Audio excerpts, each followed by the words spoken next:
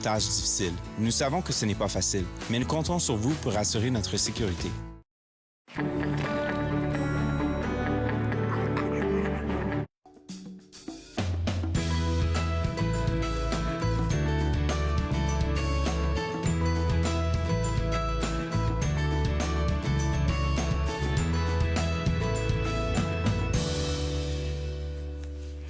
Bonjour et bienvenue entre nous exclusivement sur les ondes de TV Rogers. Je suis Claude-Andrea Bonny. Je me ferai un réel plaisir de passer la prochaine heure avec vous. Comme à l'accoutumée, je pense que vous commencez à être un peu habitués. J'ai des informations à vous partager ce matin et je vais vous rappeler que le RGA organise un forum sur la cybersécurité et les assurances aujourd'hui à partir de 16 h.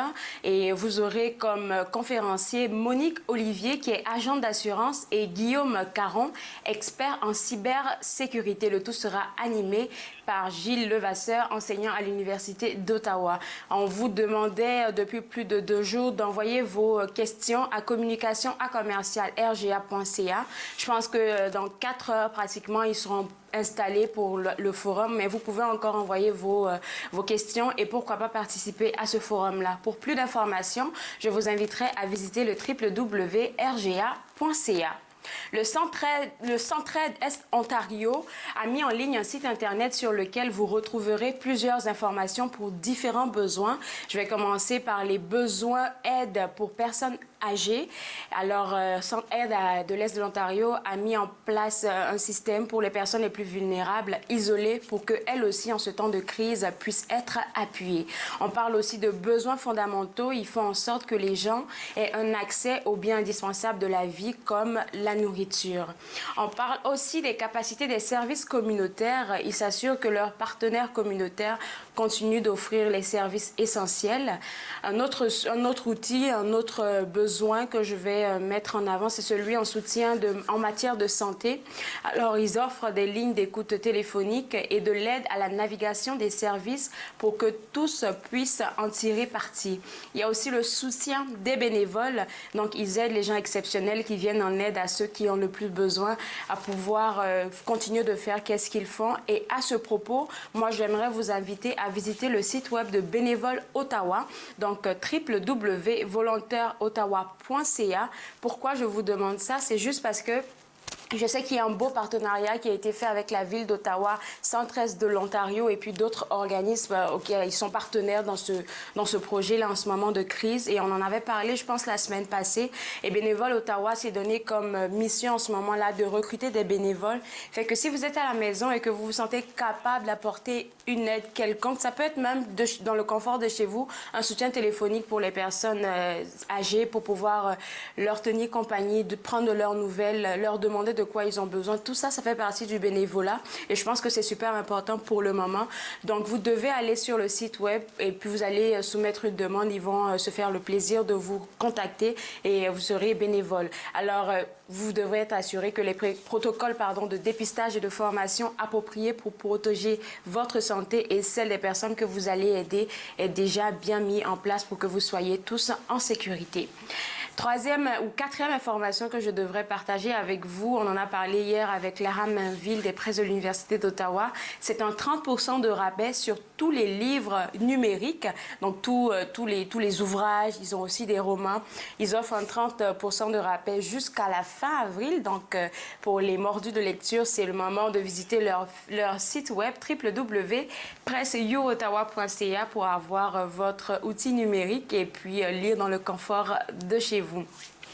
Vous savez, depuis que cette crise a commencé, on essaie de vous donner des informations et à chaque fois, cette information-là revient à tous les jours. Je pense que c'est important que je le mentionne encore aujourd'hui. C'est les 2 numéros importants que vous devriez avoir à portée de main en cas de besoin. Je vais commencer avec le numéro de Télésanté Ontario. Le Télésanté Ontario, c'est le 1-866 797 0000.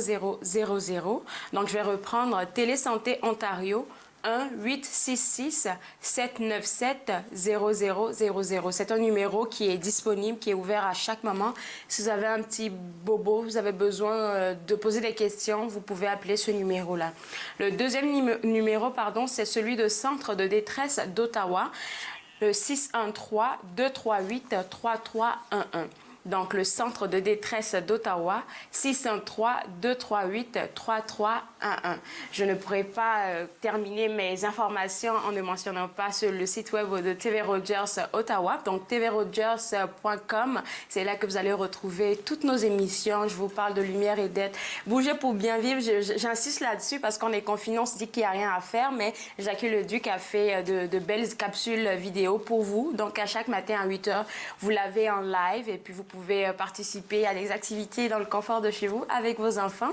Il y a plein d'autres émissions dont Émergence et plein d'autres encore. Donc, n'oubliez pas, sur le YouTube, ce sera TV Rogers et TV Rogers Ottawa et sur les sites web tvrogers.com pour avoir accès à toutes ces vidéos-là.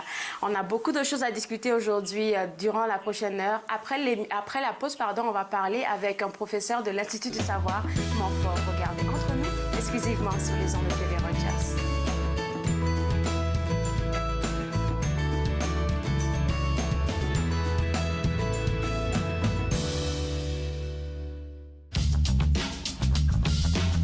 Cette émission est présentée par Télé Élan. Vous êtes enfin aux commandes. Pour en savoir plus, visitez rogers.com.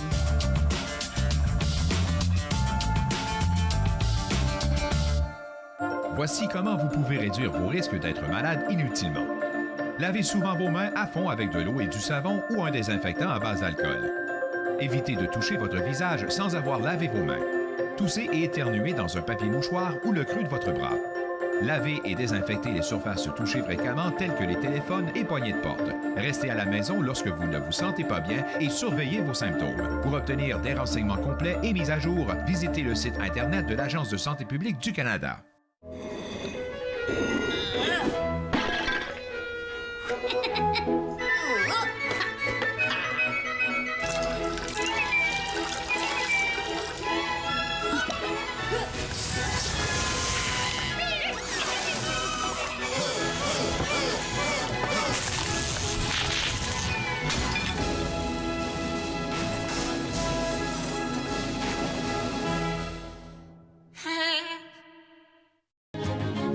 Dans cette édition d'Encore jeune, une exposition au ralenti, Normand Latour, le seul maître à bord, et les 40 ans du MIFO. Encore jeune, dimanche 19h sur TV Rogers.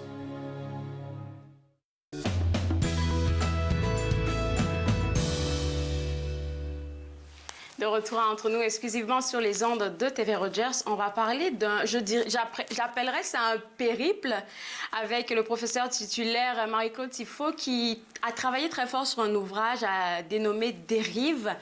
Et c'est une histoire profonde apparemment.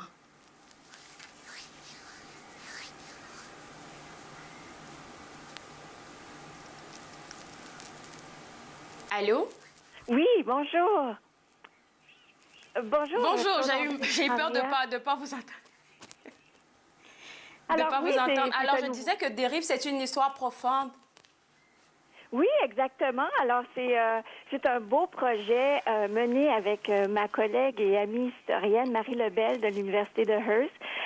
Ça fait plus de 5 ans, finalement, que nous menons des recherches sur les personnes qui présentent un trouble de santé mentale grave.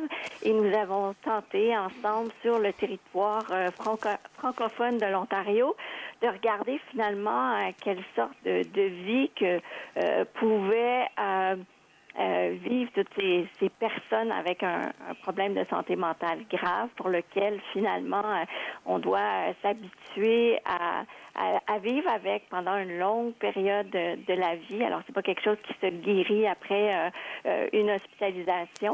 Alors, on a essayé de faire découvrir aux lecteurs des parcours de vie de personnes qui ont une vie remplie de dérives, finalement, des trajectoires complexes à cause de la maladie mentale qu'ils ont.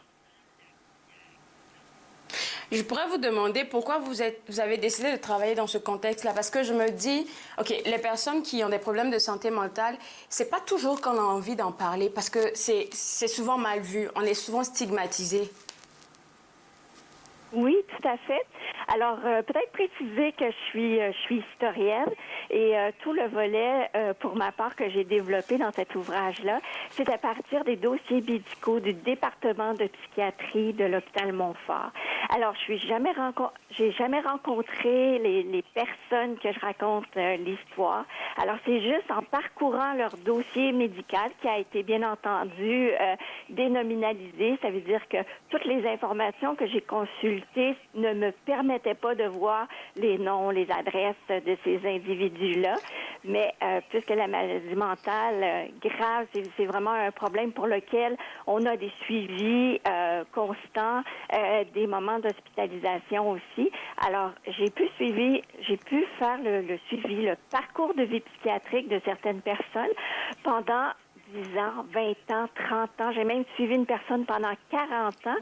Et cela juste en regardant toutes les notes médicales à son dossier. Alors, parfois, il y a des lettres que les patients écrivent, que j'ai eu le grand bonheur de consulter pour m'aider à mieux comprendre ce qu'ils vivent pendant tout ce suivi psychiatrique, puis de comprendre aussi qu'est-ce que ça veut dire d'être en thérapie, de rencontrer son psychologue, son psychiatre, d'aller au centre de jour, d'avoir des groupes de discussion avec d'autres personnes qui ont des problèmes similaires. Alors comment, j'oserais presque dire, comment la vie est pigmentée avec le fait de vivre avec un trouble psychique grave. Est-ce qu'il y a une raison pour laquelle vous avez choisi de travailler avec les dossiers de 4 femmes et 2 hommes? Pourquoi ce n'était pas une égalité? Alors là, il y a tout un processus. Alors, moi, j'ai documenté 3 parcours qui sont tous documentés à partir des dossiers médicaux de l'hôpital Montfort. Ma collègue qui habite dans le nord de l'Ontario, Marie Lebel, historienne également, elle a fait une démarche différente parce qu'elle n'a pas réussi à avoir accès à des dossiers médicaux dans son coin de pays. Alors, elle a rencontré des gens, elle a fait des entrevues, est allée voir les différents organismes communautaires qui s'occupaient finalement de référer les personnes avec des troubles psychiques et ça permet de voir la caractéristique importante des soins psychiatriques pour les minorités linguistiques francophones en Ontario. Alors, il y a quand même des différences qui ressortent si on est traité dans la capitale nationale ou si on vit en région excentrée dans le nord de l'Ontario où les services sont plus difficiles à obtenir, les services sont moins présents et il est encore plus difficile d'avoir des services avec un spécialiste qui peut parler dans notre langue maternelle en français. Et puis ça, j'ai discuté avec un de vos confrères de l'hôpital Montfort, il en parlait. C'est toujours mieux de se sentir à l'aise quand on est avec un médecin qui peut parler notre langue, qui peut nous comprendre en fait. On a la facilité à s'exprimer et c'est tellement bien le point que vous soulevez parce que c'est encore d'actualité. Les problèmes linguistiques dans le domaine de la santé, je pense que c'est une bataille qui continue jusqu'à aujourd'hui. Oui, je suis tout à fait d'accord. Puis, il y a un des portraits, finalement, que je peux dire, un des personnages là dont je raconte le récit dans l'ouvrage, qui s'appelle Jimmy. Alors, c'est un nom que je lui attribue parce que j'ai aucune idée de son vrai prénom. Mais appelons-le Jimmy, qui, lui, pendant 40 ans, suite à un diagnostic de schizophrénie, va être suivi par le programme de santé mentale de Montfort. Et on voit à travers ça les difficultés avec les âges de la vie. Alors, quand il est jeune adulte, mais quand il est rendu dans la quarantaine, la cinquantaine, quelles sont les ressources disponibles pour lui? Et on voit que finalement, de toujours avoir un suivi et des ressources en français, c'est quelque chose qui a été difficile. D'autant plus qu'il était accompagné de sa mère unilingue francophone. Pour elle, c'était très difficile de voir son garçon traité dans une institution anglophone pour lesquelles les thérapies avec les membres de la famille peuvent donner certains succès et que cette dame-là était privée de tout le processus thérapeutique dans lequel était plongé son fils à cause de ce problème de communication, de l'impossibilité pour elle de pouvoir parler en français. En anglais. Alors, hormis le côté linguistique, c'est quoi que vous faites ressortir dans Dérive? Alors, qu'est-ce qu'on a voulu démontrer, premièrement, c'est des histoires de vie. C'est des récits qui racontent sur plusieurs décennies qu'est-ce que ça veut dire vivre avec un problème de santé mentale grave. Alors, un coup que le diagnostic est tombé, c'est quelque chose finalement qu'on doit apprendre à vivre avec ces difficultés, avec des trajectoires assez complexes où ça nous permet de voir qu'au fil des décennies, les défis sont différents, mais que le réseau social, finalement, est difficile à maintenir. Les relations familiales sont très, très complexes. Et comment, finalement, c'est difficile aussi d'avoir des ressources dans la région pour soutenir aux différentes étapes de la vie la personne qui a un trouble psychique grave. On a voulu écrire de façon très, très simple, de façon très, très accessible. Alors, pas juste pour être lu par les universitaires, mais pour être lu par un grand public, un vaste public qui pourrait finalement peut-être s'y retrouver dans ces récits-là parce que ils ont un proche qui vit peut-être une situation similaire, mais aussi de comprendre ce que je pense que rarement la recherche démontre. Qu'est-ce qui se passe sur le long terme? Alors, c'est vraiment le long terme qui nous a motivés à écrire ces récits. Et puisque j'ai consulté, comme je vous le disais, les dossiers médicaux, ça m'a permis plutôt d'avoir un instantané sur un patient qui aurait pu livrer une entrevue puis me dire comment il se sent et comment il se sentait au début de sa maladie. C'est plutôt à travers les notes au quotidien que j'apprends à découvrir le parcours de ces patients-là. Et ce qu'il y a de particulier, c'est vraiment de les suivre sur plusieurs décennies. Il faut mentionner de ce que je retiens de ce que vous venez de dire, deux affaires. Je pense que ces personnes, peu importe qu'est-ce qu'elles sont en train de vivre, là, ce sont des personnes qui sont beaucoup résilientes. Et puis, secondo, le livre, là, le fait que ce soit accessible au grand public, ça permet de casser un mythe sur la santé mentale aussi, là. Mais j'espère que ça va contribuer peut-être à lever certains stigmates qu'ont les personnes avec un trouble psychique sévère, puis de regarder aussi également les défis que ces personnes-là doivent relever, que c'est pas juste de la mauvaise volonté ou de la paresse finalement, si dans certaines étapes de leur vie, ils sont complètement paralysés face à ce qu'ils doivent traverser, comment ils peuvent s'en sortir et comment on peut rêver d'un avenir meilleur quand on est dans ces conditions-là aussi.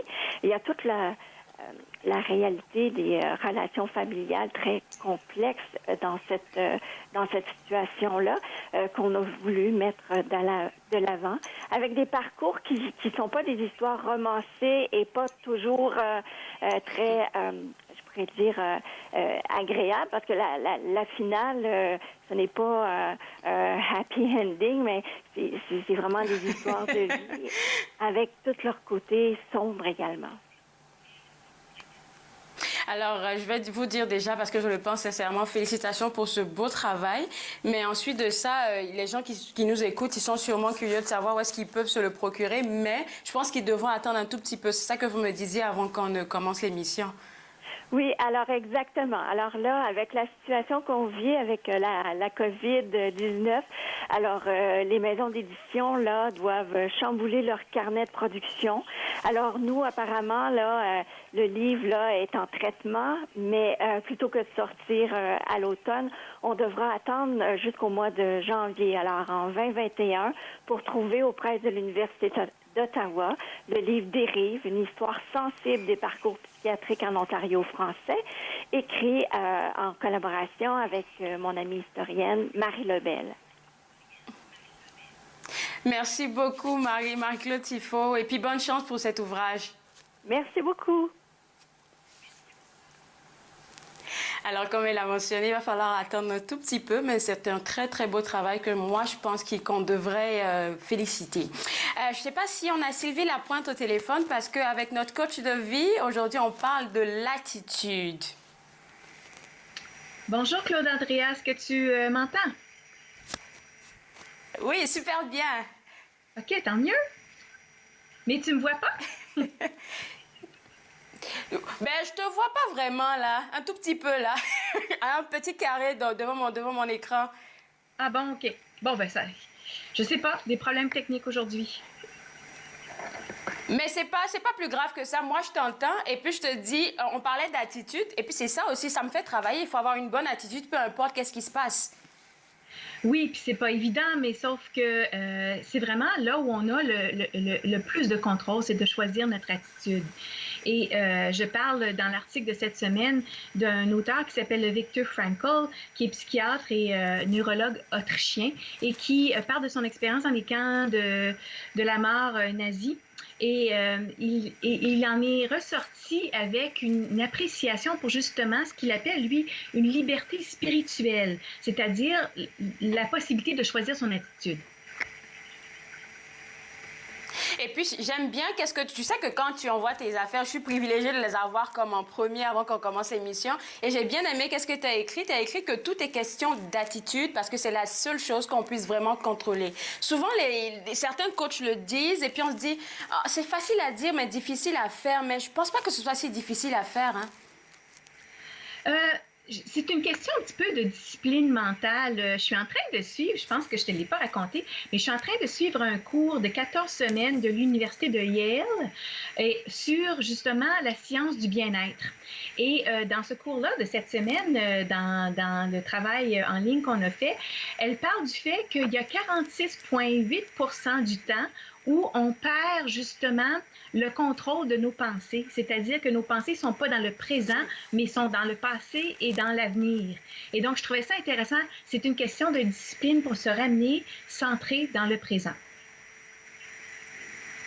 Et puis, c'est tellement important. Ça, c'est une leçon que tu nous as apprise depuis, je pense, la saison précédente, là, le moment présent. C'est important de prendre un instant et puis se dire, OK, c'est quoi que je ressens? C'est quoi qui me fait me sentir comme ça? Ça, c'est des questions qu'on doit se poser. Tout ça, ça fait partie de l'attitude, je pense. Tout à fait. Et d'ailleurs, Viktor Frankl, dans son livre « Man's Search of Meaning », qui a été traduit en plusieurs langues et nommé un des meilleurs livres du 20e siècle, raconte que quand il vivait des expériences difficiles, et c'est sûr qu'il en vivait de façon journalière, il avait un choix mental à faire, soit de se laisser abattre et de se sentir victime, ou d'entraîner ses pensées pour mettre un focus sur des choses qui lui faisaient du bien. Entre autres, il raconte le fait que quand ça allait mal, il se rappelait que sa femme l'attendait dans un autre camp de concentration et c'est ça qui lui donnait le courage de continuer de persévérer. Et puis, en même temps, ça me fait penser, tu sais que le confinement, là, veut pas, ça... si tu choisis ton attitude, normalement, tu dois sortir du bon de cette phase-là parce que je me suis rendu compte que beaucoup de personnes, dont moi, on a du mal à s'asseoir avec nous-mêmes pour se poser des vraies questions, c'est-à-dire des questions sur la vie, sur notre profession, en fait, sur toute notre vie. On a du mal à faire ça, là. Et d'ailleurs, je pense que c'est le cadeau de ce confinement-là. C'est drôle à dire, hein? Je pense que le confinement peut être un cadeau si on le voit ainsi. C'est-à-dire, maintenant que tout est arrêté, j'ai l'occasion de regarder qui je suis vraiment, sans tous les artifices sociaux, sans tous les artifices économiques, matérialistes, capitalistes et tout ça, qui je suis vraiment. De quoi j'ai l'air quand je suis pas en train de courir d'une place à l'autre. Et pour certains, ça, c'est difficile à faire, même épeurant. Mais pour d'autres, qui sont peut-être plus introvertis, c'est un exercice intéressant à faire. Et d'ailleurs, j'en ai parlé la semaine dernière, il y a des outils pour nous aider à faire ça. Entre autres, pour moi, mon journal quotidien où j'écris sans arrêt 3 pages de choses qui sont vraiment là, comme à la surface de mes pensées pour justement pouvoir déblayer et regarder ce qu'il y a en dessous. Donc, je pense que ça, c'est des petits exercices que tu nous donnes à chaque fois. Oui, j'ai bien aimé l'idée d'écrire, pas forcément trois pages comme toi, mais au moins de prendre le temps d'écrire qu'est-ce qu'on ressent. Quand on le dépose sur papier, on peut le visualiser et puis on peut y faire face un tout petit peu, là. Tout à fait. Alors, la semaine dernière, on a parlé de l'importance de vivre ses émotions et qu'il fallait commencer par les reconnaître, donc les nommer ou les écrire ou les dire à haute conscience, elles ont moins de pouvoir sur nous. Il y a quelque chose qui circule sur Facebook dernièrement que j'aime beaucoup. Ça nous demande de recadrer nos pensées. Ça dit être en confinement, c'est pas être emprisonné. Être à la maison, c'est être en sécurité. C'est la même situation, mais c'est deux façons différentes de le voir. Une ferme des portes et l'autre ouvre des portes.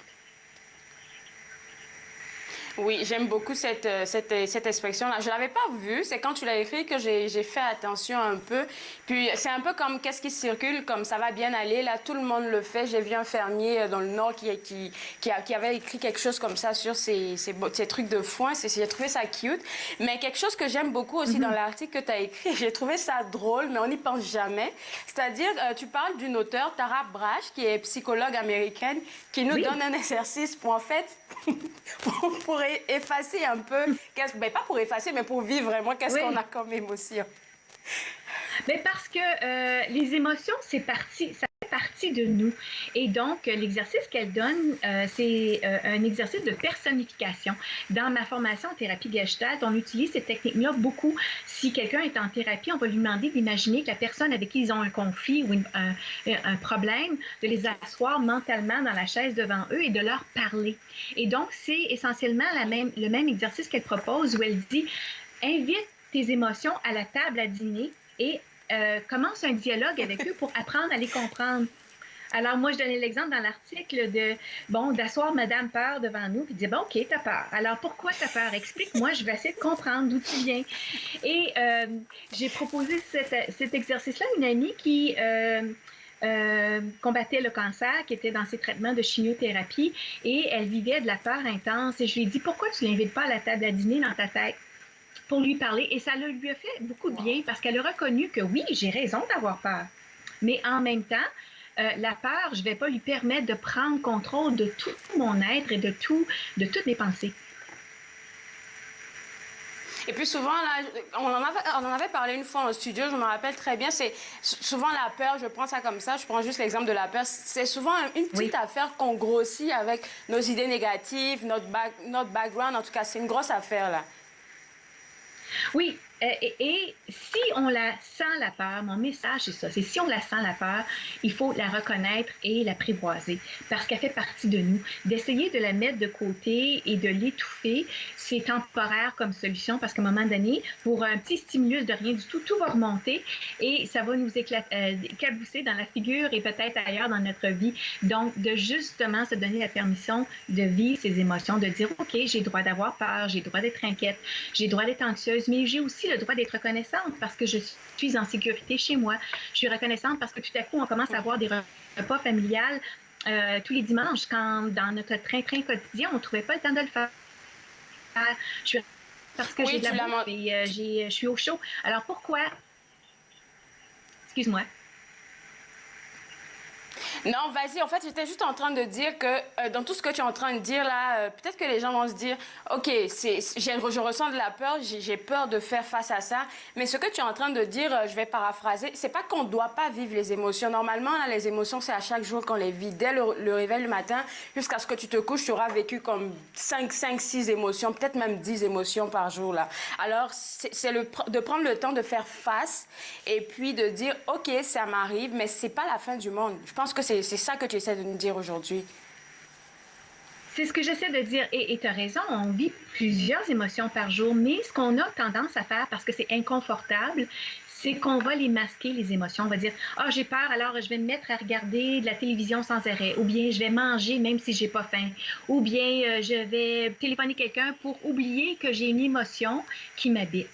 Et ce que je vous propose de faire, c'est de juste les regarder en pleine face et dire, je te vois, je te reconnais, tu as une raison d'être là, maintenant je passe à autre chose. C'est tellement bien dit, là. Alors, est-ce que tu peux nous donner peut-être des petites... Encore une fois, je vais profiter de toi, quelques 2-3 suggestions pour des exercices à faire par rapport au vécu des émotions, comment les vivre tranquillement? Oui, bien, tu vois, la semaine passée, on avait parlé de la racine latine du mot émotion qui vient, dans le fond, du mot mettre en mouvement. Alors, c'est vraiment un de mes trucs préférés.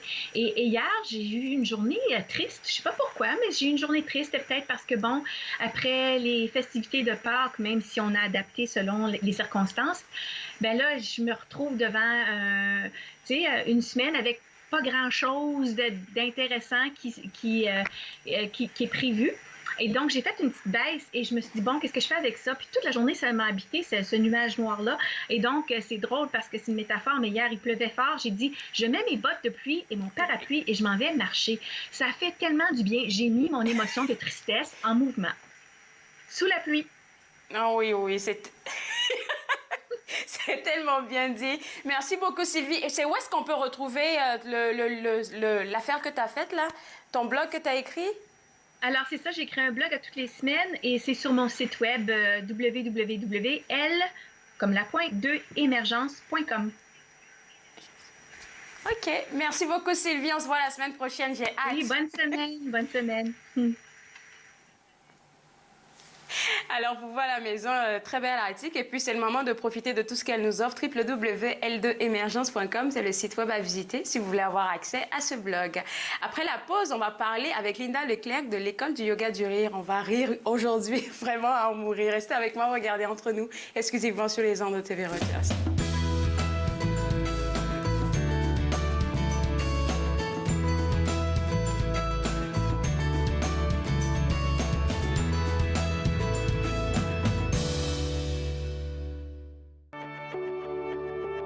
Voici les ressources disponibles durant la crise du coronavirus dans la grande région d'Ottawa.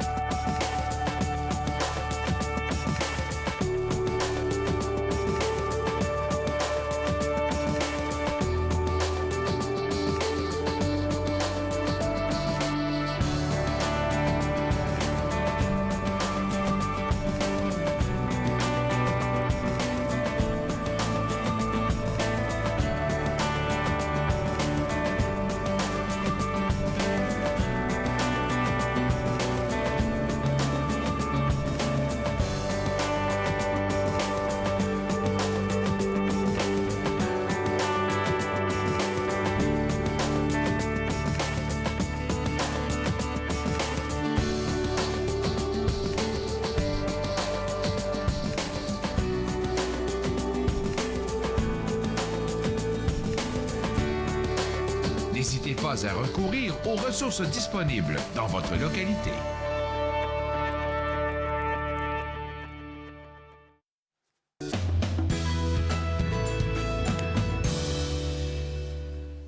De retour entre nous exclusivement sur les ondes de TV Rogers. Avec moi, Linda. Et Linda, tu sais, avant qu'on ne revienne de la pause, j'ai dit à tout le monde qu'on allait rire à mourir aujourd'hui. Bien, j'espère que personne va mourir comme tel. J'ai apprêté mes mouchoirs et ma boîte mon verre d'eau. Je suis prête. C'est bon.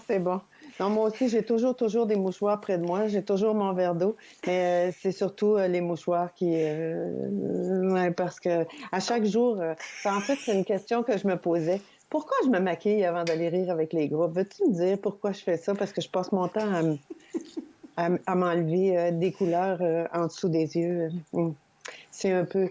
Bon, il y a du mouvement qui vient de se passer autour de moi au mauvais moment. Oui, alors, ça va bien. C'est toujours important, je pense qu'on rappelle... Oui, super bien. Je disais que c'était important qu'on rappelle aux gens pourquoi c'est important de rire. Et puis, quand toi, tu nous le dis, là, je pense que ça devient plus vrai. Parce qu'après, on fait des exercices qui prouvent qu'est-ce que tu dis. Mais écoute, je pense que notre tête le sait intuitivement. Comment je dirais? Intuitivement, on le sait que c'est important de rire. Surtout quand il y a des moments où c'est comme en ce moment. Là, tu vois, j'écoutais Sylvie juste avant parce que je me suis branchée sur Facebook pour aller regarder. Et, tu sais, elle parlait des émotions. Puis je peux pas faire autrement que dire bien sûr parce qu'on vit des expériences humaines. Puis le rire prend une place très importante, mais ça prend pas toute la place. Parce qu'on a toute la panoplie d'émotions qui vient avec ce qui se passe en ce moment. En fait, semaine, oui, c'est samedi, je crois, je faisais un direct. Non, dimanche. Et je disais d'ailleurs que ça vient avec le forfait. Hein? On a un tout inclus. Quand on vit au monde, on a un tout inclus. C'est qu'on a des bons moments, des moins bons moments. Puis On a des moments où on expérimente toute la gamme d'émotions. On est en colère, on a peur, on a du plaisir, on est aimé, bon, fait que, tu sais, puis rire, ce que ça nous permet de faire, c'est que ça nous permet d'oxygéner notre corps. Donc, on va éliminer un peu des tensions, on va éloigner les soucis parce que notre cerveau, il est fantastique, notre cerveau, mais il pense qu'à une seule chose en même temps. Et c'est la beauté. Donc, quand on est en train de rire, on oublie un peu le reste. Ça fait pas disparaître le reste, mais ça le place dans une proportion qui est plus gérable. Mais c'est ça, tu fais le Et puis, doigt, comme tu là. disais, tu parlais de Sylvie, là. Elle parle... Vas-y, je te laisse parler.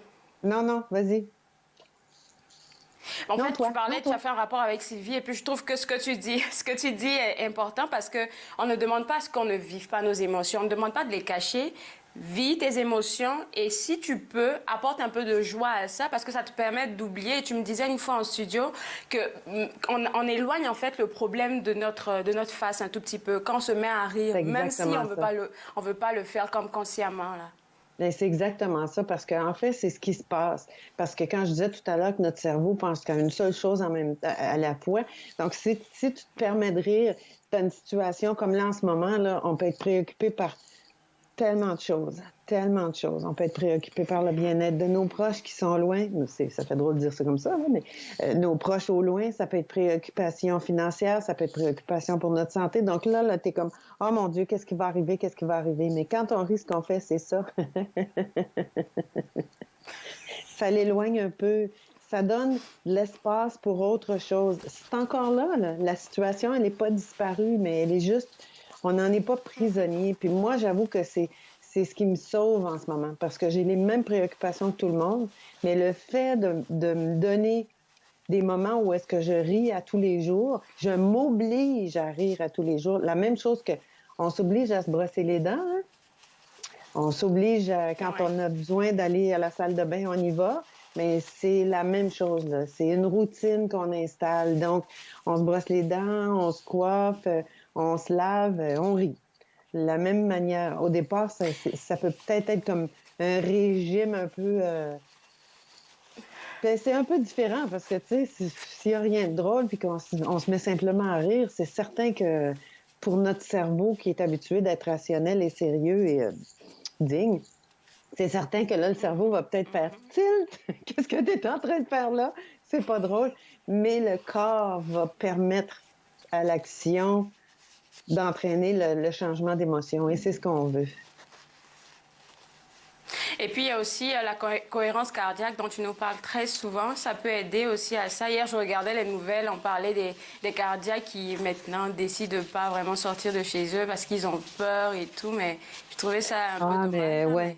Mais la cohérence cardiaque, c'est pas la même chose qu'un problème cardiaque, là. Ça, par contre, on en a déjà parlé des problèmes d'impact du rire sur la santé de notre cœur, des artères, ce qui se passe, parce que Michael Miller, qui est un cardiologue, qui est un chercheur américain à l'Université du Maryland, lui, la recherche, en fait, pas les recherches qu'ils font au Maryland, c'est justement sur l'impact du rire sur la santé du cœur. Donc, au moment où on rit, notre cœur, les battements s'accélèrent. Je fais ça, là.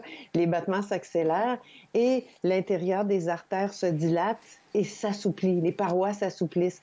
Donc, ça, c'est extrêmement positif pour la santé de notre cœur. Quelqu'un qui ferait, par exemple, de l'hypertension ou qui aurait des problèmes d'arythmie, en riant, ça aide à régulariser, ça diminue, en fait, les incidents cardiaques parce que la tension qu'on ressent à l'extérieur, donc, tu sais, là, quand t'es tendu, là, quand t'es stressé, tes trapèzes sont durs, les muscles, tout ça, la décharge d'adrénaline est dans notre corps, on est figé un peu, on est plus tendu, mais c'est exactement la même chose à l'intérieur de nous. Tu sais, le jour où j'ai réalisé ça, moi, je me suis dit, mais comment ça que j'avais jamais pensé à ça?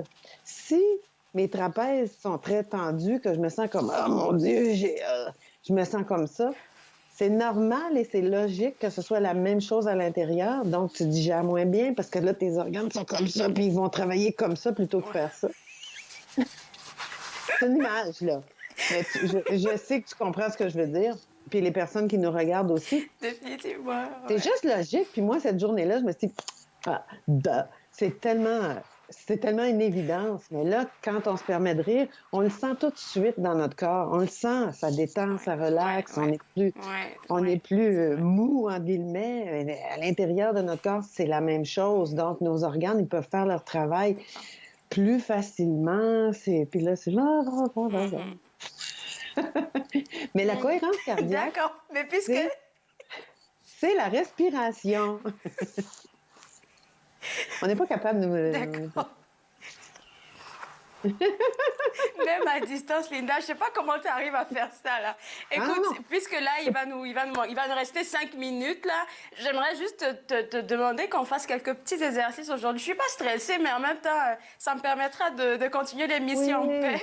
Tu sais, t'es bonne, tu fais ça de chez toi, là, je te lève mon chapeau. Je te lève mon chapeau et je te donne mon étoile. Ça, j'ai ça devant moi parce que je coach des personnes et j'interviens avec des groupes. Et quand quelqu'un réussit à faire quelque chose, je lui donne une étoile. Je dis, bon, tiens, ça va être dans ton cahier. OK. Les exercices que j'avais proposés, qu'est-ce que je t'avais écrit? Donc, ah oui, on peut faire le premier exercice de se laver les mains. Celui-là, écoute, moi, j'ai pas fini de l'apprendre là, parce que j'ai tendance à pas laver mes mains assez longtemps. Il faut laver nos mains 20 secondes. Pendant 20 secondes, on a dit. 20 secondes, oui. 20 secondes. Donc, on commence par mettre un peu de savon et là, on rit. OK.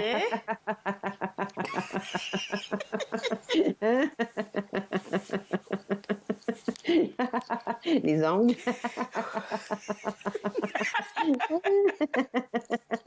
Et le dessus. Les poignets. C'est bon, on peut rester. Je vais m'étouffer. Oublie pas, ça c'est le deuxième exercice. C'est extraordinaire. Oui. On va tousser dans notre coude. OK.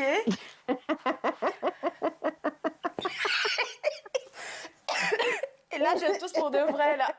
Parce que j'ai tout. Je suis chaud.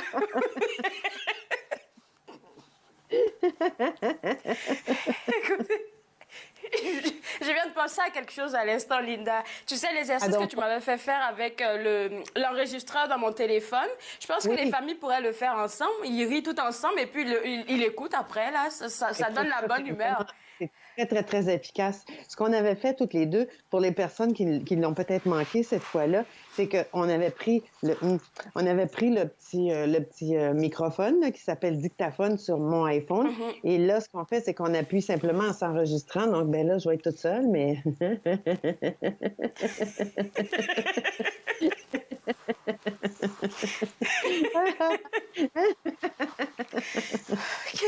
Et là, après, on s'écoute simplement.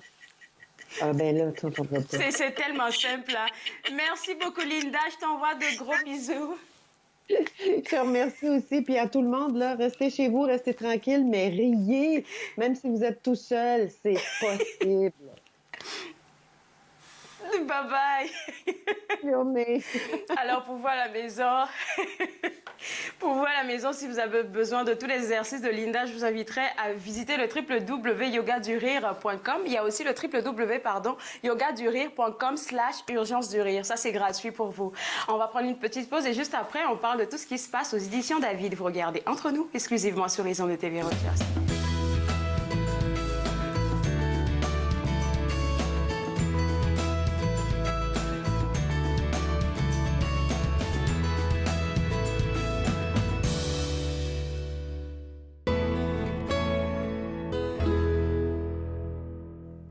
Bonjour, Jackie Leduc à l'appareil.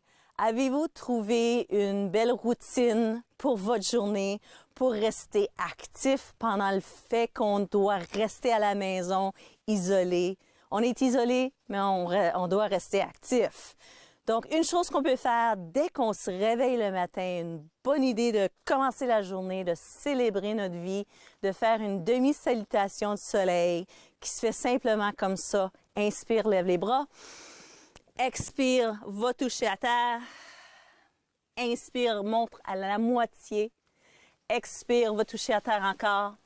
Inspire, remonte. Ramène les mains au cœur. Et célèbre le fait que tu es en bonne santé, tu es vivante. Bon, si tu as besoin des idées pour faire des classes de yoga, va voir sur mon site web jackieleduc.ca. J'ai 4 vidéos pour t'aider à faire du yoga. Ils sont gratuits, sont là pour toi. Mais aussi, joins-moi à 8 heures le matin sur l'émission Bouger pour bien vivre pour avoir des belles stratégies de comment rester actif au cours de la journée. On est aussi sur YouTube. Rejoignez-nous.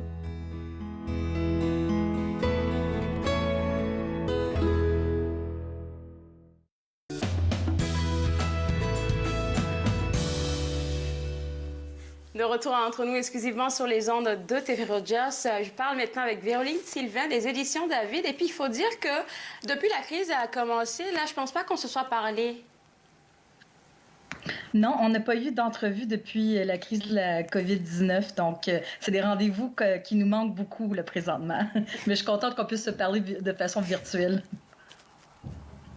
Mais oui, tout se fait de façon virtuelle et puis nous, on est là parce qu'il faut travailler. Et puis là, je me demanderais comment vous travaillez chez vous aux éditions David. Ben là, aujourd'hui, présentement, je suis chez moi, dans le confort de mon appartement. Au départ, je travaillais plutôt dans ma cuisine, donc pour faire du télétravail. Là, ce week-end, j'ai réaménagé un peu mon espace. Donc, vous voyez ici, il y a ma petite bibliothèque de recueil de poésie. Donc là, j'ai un peu mis ça un peu plus éclairé puis coloré pour que ça soit plus stimulant au fond.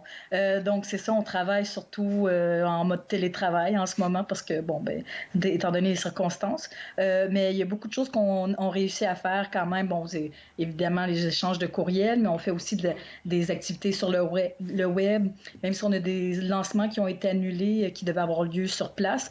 On pense faire quelque chose sur les réseaux sociaux aussi prochainement pour un lancement de livre. Et on a aussi demandé à des auteurs qui ont publié chez nous de nous demander un peu comment ils voient un peu la crise, comment ils réagissent, s'ils ont des bonnes paroles à nous donner, des réflexions, des opinions à nous transmettre. Et quand même, il y a eu beaucoup de réactions. Les gens ont quand même réagi très rapidement, puis très bien. J'ai récolté près d'une trentaine de citations d'auteurs publiées chez David. Wow. Donc, ce qu'on fait avec ces citations-là, je les publie sur les réseaux sociaux, Twitter, Facebook. Je le mets aussi sur le blog du site web. Donc, si les gens vont sur le site web des éditions David, dans la section blog, ils ont accès à toutes les récentes paroles d'auteurs que j'ai récoltées sur la COVID-19. Donc, c'est ça. Et peut-être que je pourrais lire un extrait, justement, de oui, c'est ce que j'allais te demander. OK. Donc, c'est ça, je disais que si les gens veulent voir les paroles des auteurs, les lire, c'est sur la section blog du site web. Et on a reçu un peu de tout. On a reçu de la poésie, on a reçu des haïkus également, donc un petit poème d'inspiration japonaise. Et on a reçu, simplement des réflexions aussi, des pensées. Je vais lire un extrait d'un auteur que vous avez interviewé récemment, Pierre-Luc Bélanger. Pierre-Luc a écrit quelque chose qui va comme suit. « C'est à notre tour d'être l'oiseau en cage qui regarde entre les barreaux, voit le soleil et sait que bientôt, il sera libre de nouveau. » Donc, c'est Pierre-Luc Bélanger. Une autre, oui, c'est très beau. Donc, un autre extrait peut-être de Yvon Mallette que vous avez aussi interviewé à quelques reprises. Donc, Yvon écrit « Et si Camus avait encore raison ?» Donc, Albert Camus.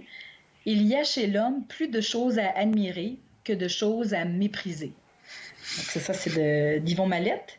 Et peut-être une dernière, donc c'est peut-être un extrait de la poésie de Michel Plot. Michel qui a été poète officiel du Parlement il y a quelques années. Donc, il a publié plusieurs recueils chez nous, très beau recueil. Donc, Michel Plot a écrit quelque chose qui va comme suit. Nous avons beaucoup de questions, mais le vrai paysage et la première lumière vont revenir et nous serons là. OK. Donc, c'est ça, c'est des affaires à réflexion, hein, Véronique? Oui, des messages d'espoir, des réflexions aussi. Il y en a qui sont un petit peu plus optimistes, d'autres un petit peu plus pessimistes. Donc, tout le monde y a mis un peu sa touche. Donc, c'est ça, vous pouvez aller voir ça sur le site web des éditions David. Et donc, si on parle peut-être autre chose qui sont dans l'air. Comme je disais, nous, ça a changé notre façon de travailler aussi, mais pas tellement parce qu'on a on a un directeur de collection, un directeur littéraire qui, venait au bureau évidemment, Marc Pelletier, dans le passé, mais là, il y a beaucoup de choses qu'il fait à partir de chez lui, dont la lecture de manuscrits, donc c'est un travail quand même assez solitaire, mais pas que. Il fait des rencontres par Skype, Zoom aussi, avec des membres de notre équipe, comme Marc N15. Donc, moi aussi, je fais des rencontres avec mes collègues via Zoom, donc on s'échange des courriels. On a aussi des plateformes comme Trello, par exemple, qu'on utilise beaucoup. Et justement, on a, parlant de Zoom, on a une auteure, Danielle Vallée, qui est de Vanier, qui devait participer à la croisée des mots de l'Association des auteurs d'Ontario français et de la Bibliothèque publique d'Ottawa.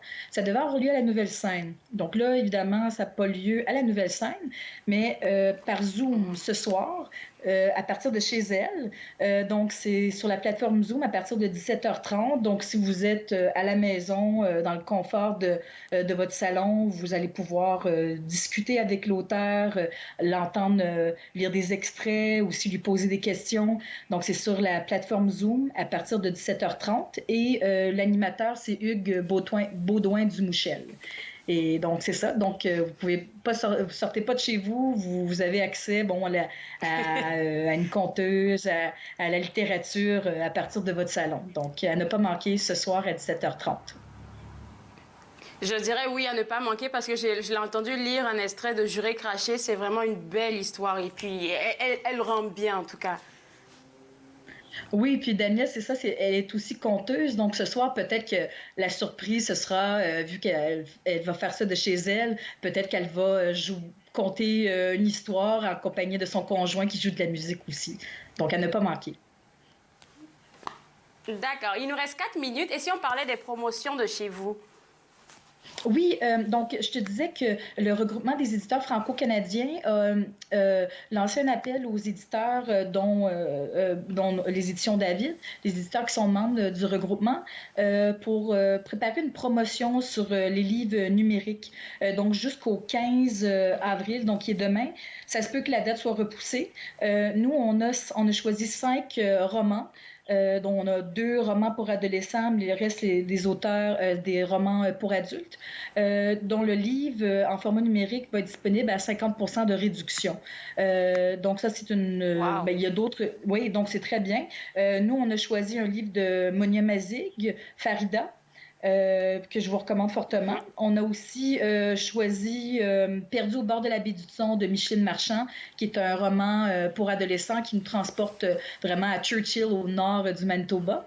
On a aussi choisi Entre ici et là-bas de Michel Matteau, encore un roman 14-18 d'une auteure de la région qui parle, je crois qu'on avait parlé à l'émission à quelques reprises. Oui, c'est un récit dont l'action se déroule à Ottawa et c'est des gens qui viennent de l'Afrique des Grands Lacs qui essaient vraiment de s'intégrer au Canada. La plus vieille, des enfants, elle va à l'école de La Salle, elle essaie de s'intégrer dans son nouveau pays d'origine, mais ses parents restent encore, mentalement là-bas, ils ne sont pas encore tout à fait prêts à s'intégrer. Un autre roman aussi qu'on a en promotion en format numérique, c'est La Sultane dévoilée de Jean Mossen-Famy, un roman pour adultes qui, je pense qu'on avait parlé aussi à quelques reprises, aussi à l'émission. Ça porte sur Chagaret Eldar, la première femme qui a été, au fond, qui a régné sur un pays arabo-musulman. Donc, un roman historique et d'amour que je vous recommande fortement. Alors ça, c'était recommandations. Et tous les livres que tu as mentionnés, ils sont à 50%. Il faut juste aller sur le site web ou celui du réseau des éditeurs franco-ontariens?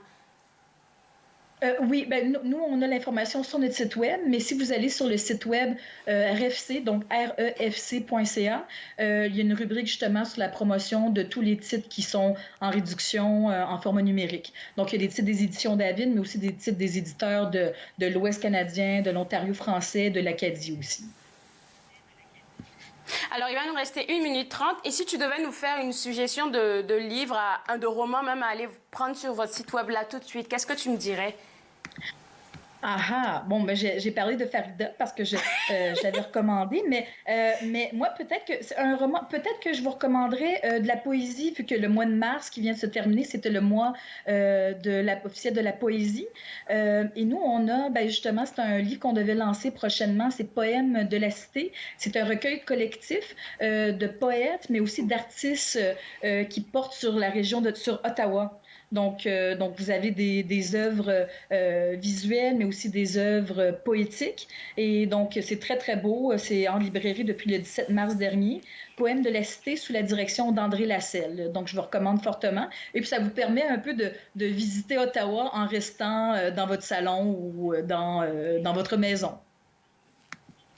Merci beaucoup, Véronique. On se voit la semaine prochaine. Oui, merci, Claude. Bonne journée. Bye.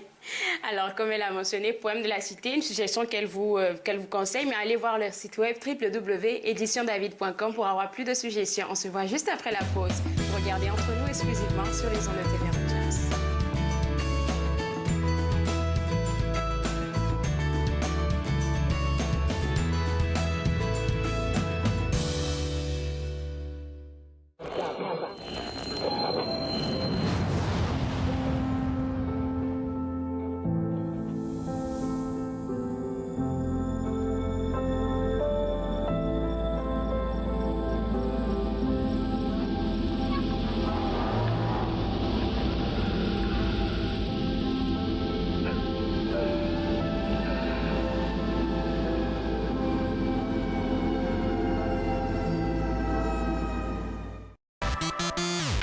Pour la 4e saison de Suivez-moi, je rencontre des blogueurs, des youtubeurs, des entrepreneurs du web, des artistes et quelques surprises dans un tout nouveau décor. Suivez-moi, jeudi 20h sur TV Rogers. Mon mari est un homme et un père formidable lorsqu'il ne boit pas. Cela me dérange vraiment que mon mari choisisse l'alcool plutôt que nous. S'il nous aimait, il cesserait de boire, non? Ma conseillère m'a suggéré d'essayer Alanon. Je ne comprenais pas pourquoi. Mais je suis heureuse d'y être allée. Êtes-vous préoccupé par la consommation d'alcool d'une autre personne? Vous n'êtes pas seul. Alanon ou Alatine peut vous aider. 1-888-4-ALANON ou visitez alanon.org. Exposés, discours, conférences. C'est à Podium que vous les retrouverez. Il y a eu différents événements déclencheurs. On se comprend qu'être artiste, c'est pas une job normale. Podium, mardi 21h sur TV Rogers.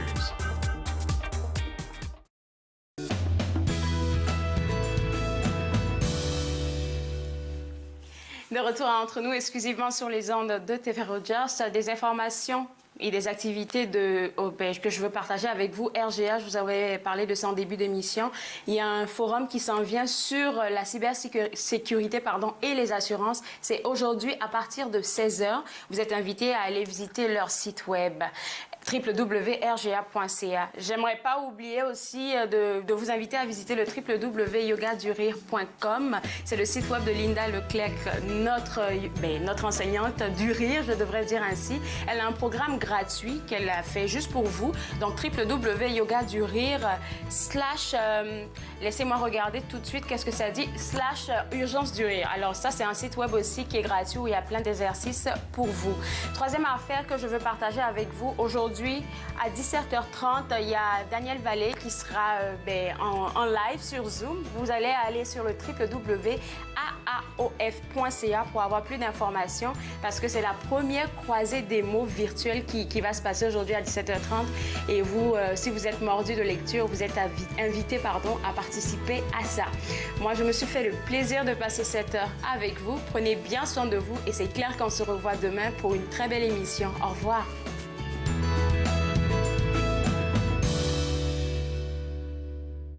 Faites-nous part de vos commentaires en composant le 613-521-2323 par courriel sur Facebook et Twitter.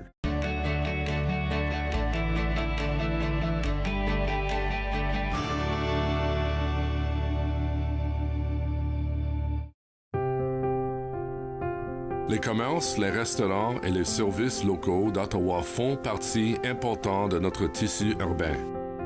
Nous pouvons les aider en ces temps difficiles. Commandez chez eux en ligne, acheter des chèques cadeaux à utiliser plus tard, commander des repas à emporter ou à livrer, démontrer votre soutien sur les réseaux sociaux. S'il vous plaît, faites-le aujourd'hui. En savoir plus, visitez ottawa.ca/acheter local. I'm Mallory, and I was walking home one night when an impaired driver hit me. He had been overserved in 2 bars before getting behind the wheel. If the servers would have called him a cab instead of serving him more alcohol, my life would be the same as what it used to be. I think servers play the biggest role in keeping us safe because it's up to them what state the person's in when they leave. Refusing service isn't personal, it's the law.